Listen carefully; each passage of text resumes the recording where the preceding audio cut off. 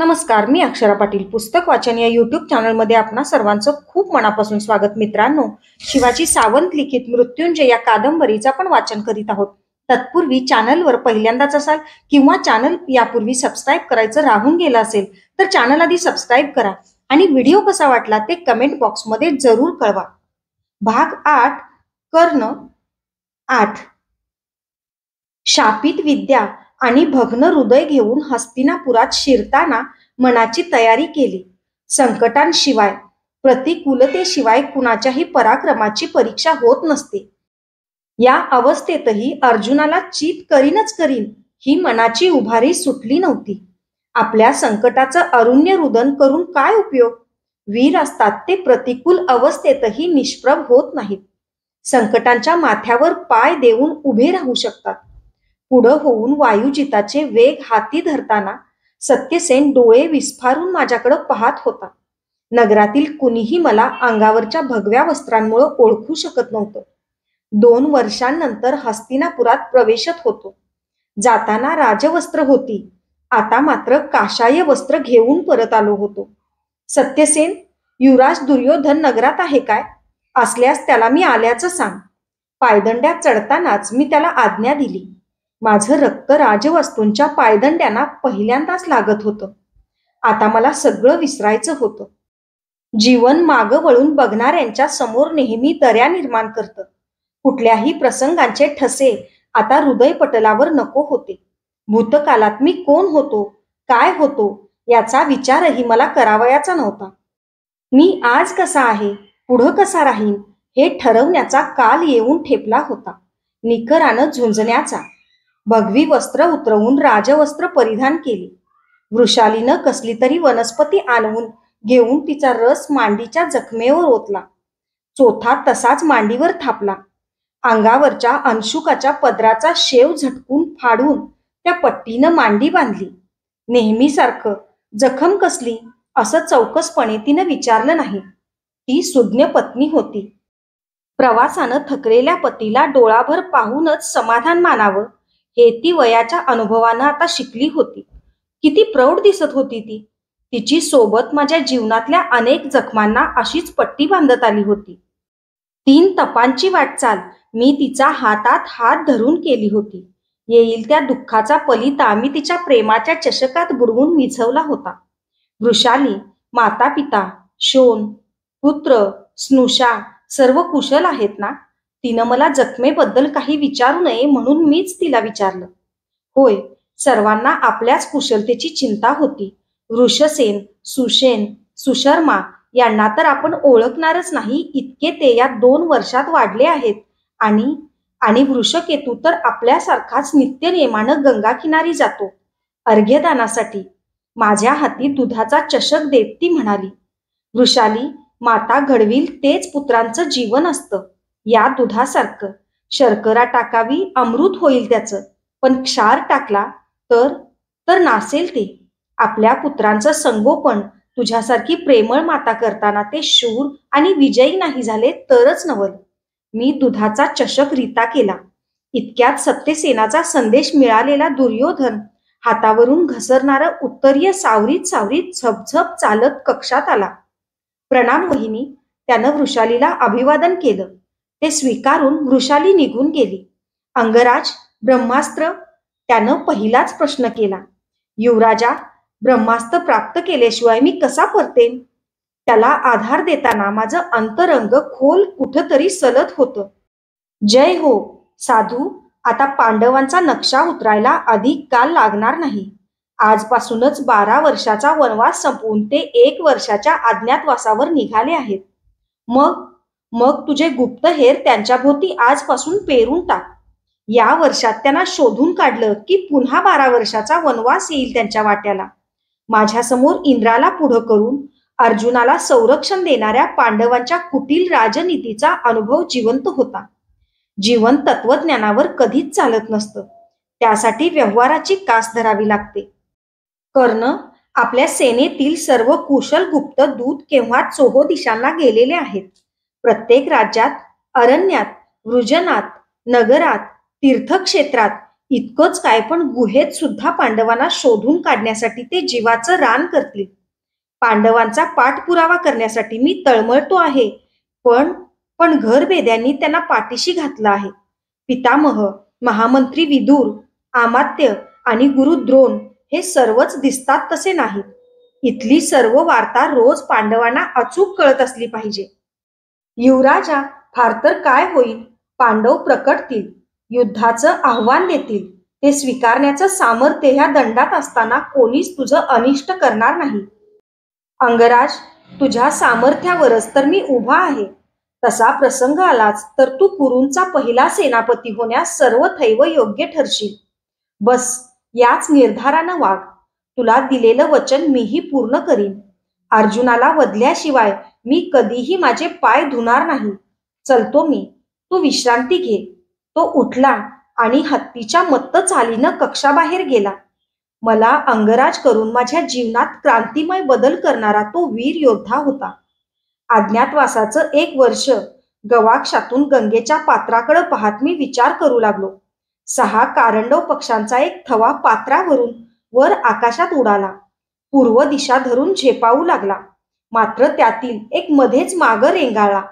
फडफडत चोच वळवून तो सरळ राजवाड्याच्या दिशेनं पश्चिमेची बाजू धरून उलट गतीनं झेपावत येऊ लागला. थव्यातील पाचांपासून तो प्रत्येक क्षणाक्षणाला उलट गतीनं दूर दूर येत होता. मी गवाक्षाचं कवाड लोटून घेतलं. अज्ञातवासाचं 1 वर्ष संपलं. तसं पाहिलं तर प्रत्येकाचं जीवन हाच एक अज्ञातवास असतो. दुःखापासून दूर जाण्यासाठी पत्करलेला, पण अधिक प्रभावी दुःखाने घेरलेला. माझं जीवनही तसंच होतं. 75 वर्षाचा हा दीर्घ पट्टा घटनांची, भावनांची, उत्कर्षापकर्षांची किती अवघड वळणं घेऊन आला होता. कशाची कशाला संगती लागत नव्हती. पुढं तरी कधी ती लागणार होती की नाही, कोण जाणे. कर्ण 9. महिन्यांमागून महिने जात होते, पण पांडवांचा शोध कुठल्याच गुप्त दूतांना काही लागत नव्हता. भीमाच्या जाणीवेने दुर्योधन तर अस्वस्थ झाला होता. कांभोज, काश्मीर, गांधार, पंचनद, सिंध, कुलिंद, तंगन, विदेह, पांचाल, कोसल, किरात, वंग, मगध, चेदी, दशार्ण, कलिंग, विदर्भ, अवंती, द्वारका, सुराष्ट्र, आनर्त, मथुरा, विराट अशा सर्व राज्यातील पूर्वींच्या गुप्तदूतांना मदत म्हणून त्यानं अनेक पथकांनी नवे दूत देशोदेशी धाडले. वेश पालटून ते त्या त्या राज्याचा पांडवांचा कसून शोध घेत होते. नकाराचं कटू निवेदन दर सप्ताहाला राजवाड्यावर येऊन थडकत होतं. दुर्योधनाची अस्वस्थता वाढतच होती. संदेहाचे मेघ दाटत होते. द्वारकेत तर काही दूतांनी श्रीकृष्णाच्या कक्षेतील सेवकांची जागा सुद्धा हस्तगत केली होती. त्यांच्या गुप्त निवेदनानुसार गांधारपर्यंत स्वतः दुर्योधन जाऊन आला होता. त्याला एवढंही समजू शकलं नाही की श्रीकृष्ण त्यांची दिशाभूल करणं शक्य होतं. एकदा तर द्वारकेच्या दूताकडून निवेदन आलं की पांडव विराट राज्यात, विराट नगरातच कुठंतरी लपले आहेत. त्याप्रमाणे दुर्योधन त्यांच्या शोधासाठी तिकडं जायला निघालाही. विराटांचा मत्स्यदेश हा हस्तिनापूरच्या सर्वात नजीकचा देश होता. तिथं राहायचा धोका पांडव पत्करू शकले नसते. केवळ यमुना पार केली की विराटांचं राज्य असताना ते एवढं धैर्य कसं करतील. माझा कयास होता की पांडव हिमालयातच कुठंतरी लपले असावेत, निर्जन थंड गुहेत. त्यासाठी हिमालयातील दरीखोरी, गुहा धुंडाळण्यात आल्या.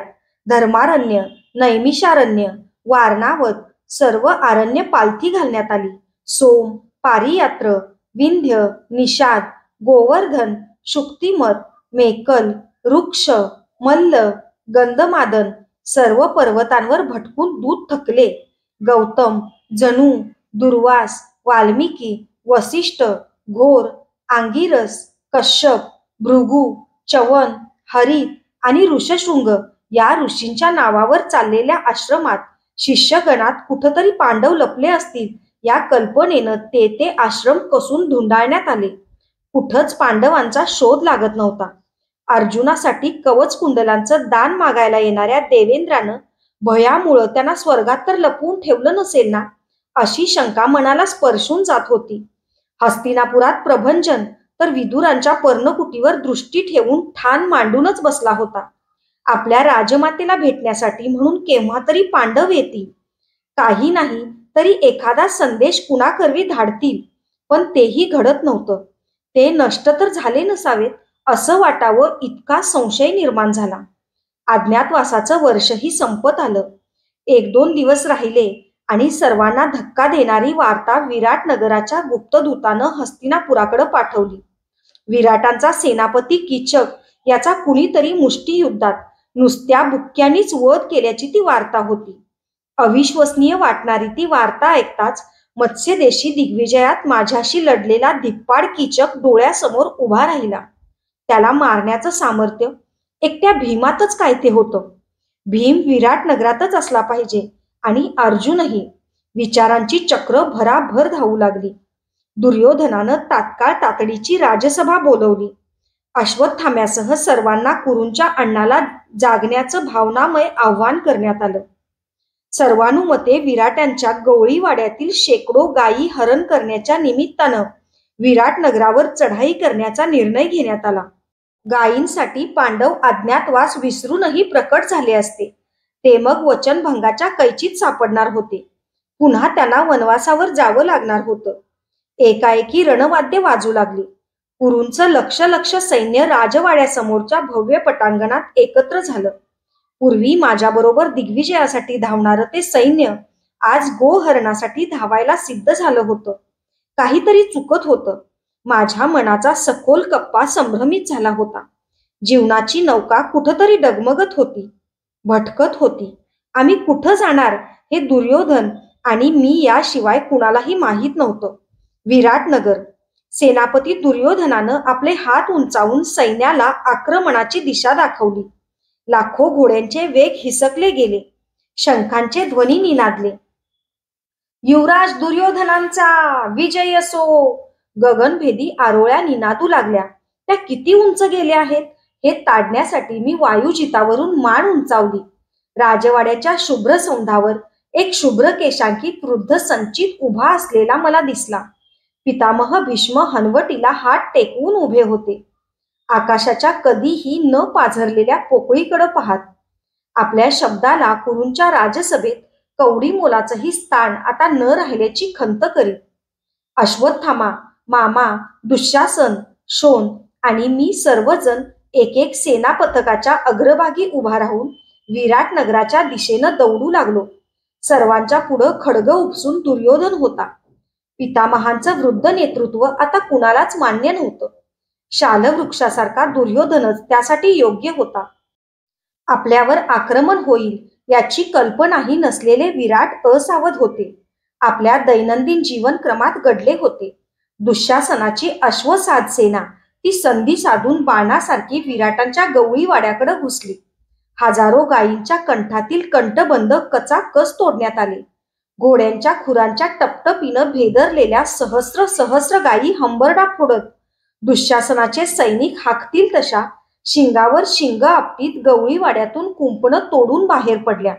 पांढऱ्या, काळ्या, राकट, तांबरट अनेक वर्णांच्या भारदर पुष्ट कासंडीच्या त्या सहस्र गायी सभोवतीनं घेरून दुःशासनाचं अश्वसैन्य विराटांच्या सीमेबाहेर पडलं. त्यांच्या खुरांखाली कुर्णच्या कुर्ण उद्ध्वस्त होऊ लागली. आपलं गोधन हरण केलं जात आहे हे पाहून विराटांनी कलकलत सैन्याची जमवाजमव केली होती. शंख, आनक, नगारे यांचे ध्वनी गरजू लागले. आमचा पाठपुरावा करीत विराट मागून धावू लागले. एका कुर्णातील एक विशाल शमीचा वृक्ष मागं टाकून आम्ही विराट आणि हस्तिनापूर यांच्या सीमा दाखवणाऱ्या यमुनेच्या तीरावर आलो. आता यमुना ओलांडली की हस्तिनापूर होतं. केवळ एक नदीच मध्ये होती. एकाएकी वळीव पावसानं आकाश भरून यावं तसे शेकडो बाण आमच्या सैन्याच्या मागून झेपावत येथून चित्ररथ पक्षासारखे यमुनेच्या किनाऱ्यावर अचूक उतरू लागले. सगळ्या किनाऱ्याला घेरणारं एक भक्कम कुंपणच त्या बाणांनी क्षणात समोर उभं केलं. ते कुंपण पाहून धावून धावून थकलेल्या गायी भितरल्या आणि तोंड वळवून पुन्हा उलट दिशेनं विराटांच्या नगराकडेच धावू लागल्या. आमचे सर्व सेना प्रमुख त्यांना थोपवण्यासाठी त्यांच्या मागून पुन्हा परतले. समोर विराटांचं सैन्य उभं होतं. अग्रभागी निळसर वर्णाचा एक सारथी उभा होता. तो सारथी होता की सेनापती हेच कळत नव्हतं. एकसारखे अनवरत बाण तो फेकत होता. मी त्याला निरखून पाहिलं. तो अर्जुनच होता. 13 वर्षांनंतर माझ्या समोर उभा ठाकलेला माझा शत्रू अर्जुन. माझ्या जीवन सरितेला जागजागी बांध घालणारा, माझ्या सुदामनच्या कोवळ्या देहाला चिरणारा, नीलकमलांची माला स्वतःच्या कंठात घालून मिरवणारा. अर्जुना थांब. धनुष्य सरसावून मी त्याच्यावर धावलो. डाव्या हाताकडून शोण आणि उजवीकडून अश्वत्थामा मला संरक्षण देत पुढं सरसावले. बाणाला बाण भिडले. ठिणग्यांचे तारे दिवसा चमकू लागले. एक घटका मागं पडली. दोन्ही सैन्यांच्या रणधुमाळीमुळं गोंधळलेल्या गायी इतस्तता पांगून शेजारच्या अरण्यात आश्रयासाठी निघून गेल्या होत्या. युद्धाचा निर्णय लागत नव्हता. सूर्यदेव तळपतच होते. एकाएकी आमच्या सर्व सैन्याच्या दिशेनं गुंगी आणणारा मादक असा सुगंध असलेले वारे वाहू लागले.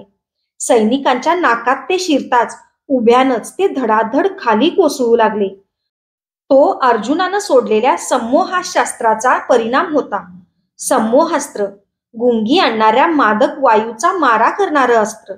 लाकडी नलिकांमध्ये ठासून भरलेल्या मोहाच्या फुलांच्या चूर्णांचा फुंकर घालून अर्जुन पर्जन्य वर्षावत होता. त्यावर कुठलं अस्त्र योजावं हे आठवू लागलो. माझ्या भोवतीचं विश्वही गरगरू लागलं. हातातील धनुष्य गळून पडलं. रथनिडावर मस्तक आदळत मीही धाडकन खाली कोसळलो. जाणीव नष्ट झाली. जेव्हा जागृत झालो तेव्हा अश्वत्थामा माझ्या मुखावर पाण्याचा शिडकावा करताना समोर प्रथम दिसला. ताडकन उठून मी सभोवार दृष्टी फेकली. माळरानावर पाषाण इतस्तता पडावेत तसे सहस्रावधी कुरु सैनिक निश्चेष्ट पडले होते. सर्वांच्या अंगावरची विविध वर्णी उत्तरीय कुणीतरी हिरावून घेतली होती. माझ्या अंगावरही माझं निळं उत्तरीय नव्हतं.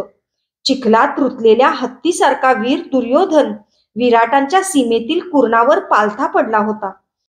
अश्वत्थामा सर्वांच्या मुखावर शिरस्त्राणातील पाण्याचा शिडकावा करून त्यांना जागृत करण्याचा यत्न करीत होता.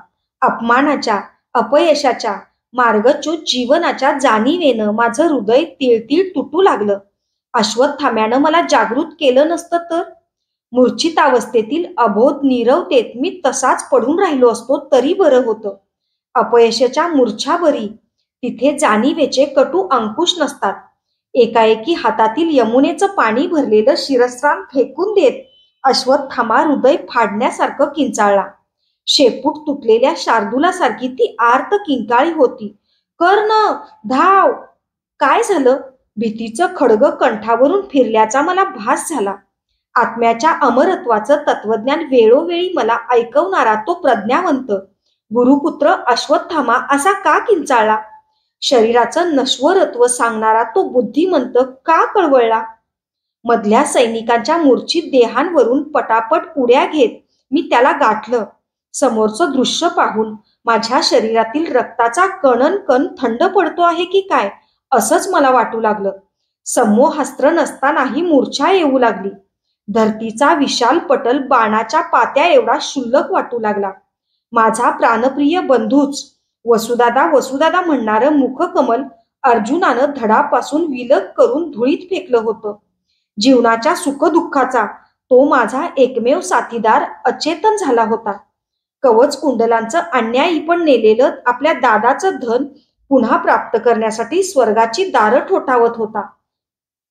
आता वसुदादाचा जैत्ररथ कोण हाकणार होतं? मला सोडून कुठं चाललास म्हणून रथामागून हात उंचावीत कोण धावणार होतं? वहिनी वहिनी म्हणून वृषाली मागून अजान बालकासारखं नित्य कोण घोटाळणार होतं? गंगेवर विसरलेलं माझं उत्तरीय रणरणत्या उन्हात जाऊन आता कोण आणणार होतं? दानाच्या वस्तू हसत मुखानं कोण माझ्या हाती देणार होतं? राधा मातेच्या डाव्या कुशीत आता कोण बिलगणार होतं? अपुपांचा आग्रह करून कोण माझ्या सांगाती भोजन घेणार होतं? मेघमाला आणि मीनाक्षी यांना वसुदादाचं प्रेम कोण पटवून सांगणार होतं? दादा तुझी कुंडलं निस्तेज पडली असं कळवळून मला कोण सावध करणार होतं? माझ्या पायांना हातांचा घट्ट विळखा घालून दादा नको रे करूस दान कवच कुंडलं असं कोण म्हणणार होतं? क्षणापूर्वी घोड्यावर बसून खडगं फिरवणारा माझा शोन खुरांखालच्या धुळीत पडला होता. टळटळीत प्रकाश असूनही मला घनघोर अंधारल्यासारखं वाटू लागलं. डोळ्यांवर विश्वासच बसत नव्हता. मुख शुष्क झालं होतं. मस्तक बधीर झालं होतं. अश्वत्थामन, शोन गेला. गुरुपुत्राच्या खांद्यावर मस्तक टेकवून असहाय्यपणे मी स्फुंदू लागलो. माझ्या जीवनाच्या रथाचं एक चक्रच उखडून गेलं होतं. आता खुरडत रखडत चालायचं, जगण्यासाठी चालायचं. दादा, तू जाशील का रे गरुड पक्षासारखा उंच उंच? असं म्हणणाऱ्या शोना, आज तूच कुठं उंच गेलास, कधीही न दिसण्यासाठी? कर्ण, शांत हो. गुरुपुत्र आपले डोळे निपटत माझं सांत्वन करण्याचा प्रयत्न करू लागला. या नगरातच दिग्विजयाच्या प्रसंगी शोनाचं शिरस्त्राण खाली पडलं होतं. एका हत्तीच्या पायाखाली सापडून दामटलं होतं. या जाणीवेनं तर हृदयाच्या चिंधड्या होऊन विकृत आहेत असं मला वाटू लागलं. त्याचं गोल गौरवर्णी शिर पक्क कोकम फल गळून पडावं तसं कसं तरीच धुळीत पडलं होतं. निष्प्राण धड लाकडाच्या ओंडक्यासारखं धुळीला काळवंडीत पडलं होतं. खाली वाकून हळुवार हातांनी मी त्याचं मस्तक उचलून घेतलं. अश्रूंचा लोट माझ्या नेत्रातून पाझरू लागला. त्याच्या विशाल कपाळाचं आवेगानं अवघ्राण करून मी कळवळत म्हणालो, शोन, एकदाच मला वसुदादा म्हणून हाक मार. स्वर्गाची द्वारं फोडूनही मी तुला परत आणीन. परत तो बोलणार नव्हता. त्याच्या शरीरात थोडी जरी धाकधूक असती तरी दादा, वायुयुताच्या खुरांवर नित्य औषधी रस सोडत जा. तुझा तो दिव्य मुकुट भूषणागारात सुरक्षित आहे. राधा मातेला सांभाळ.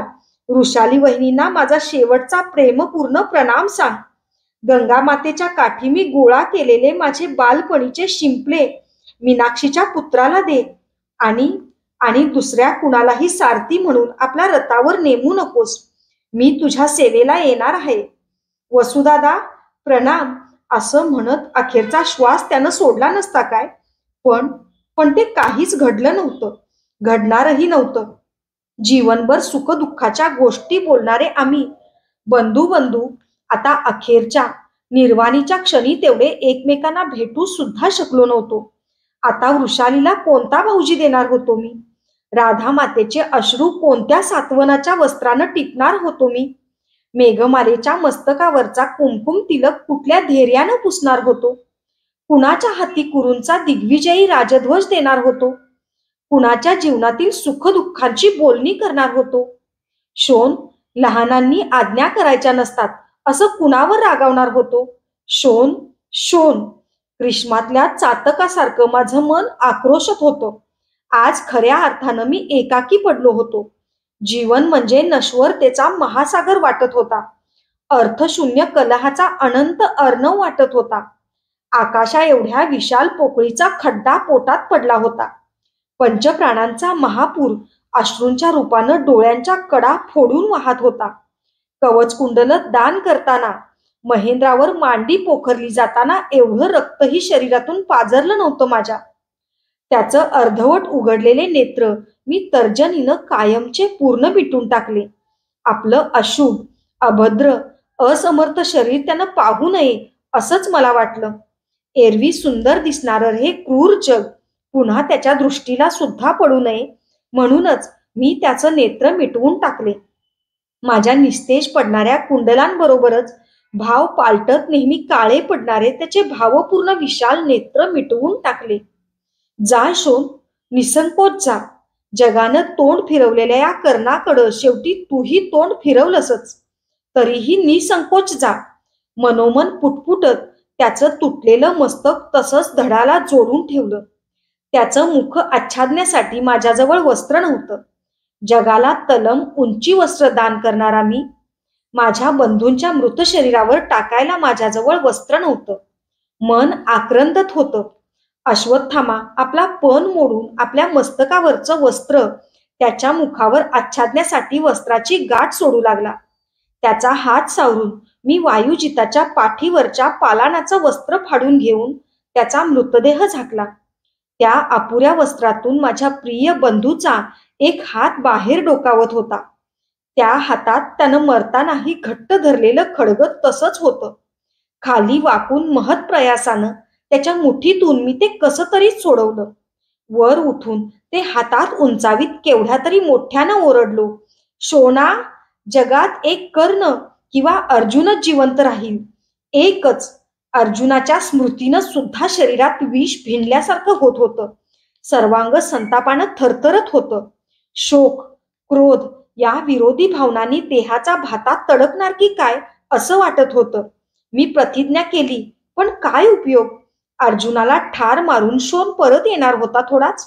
तो या जगात नाही हे सत्य कटू असलं तरी सत्यच होतं. हातातील खडगं फेकून शोनाचा मृतदेह आच्छादलेल्या वस्त्रावर कोसळून मी ढसाढसा रडलो.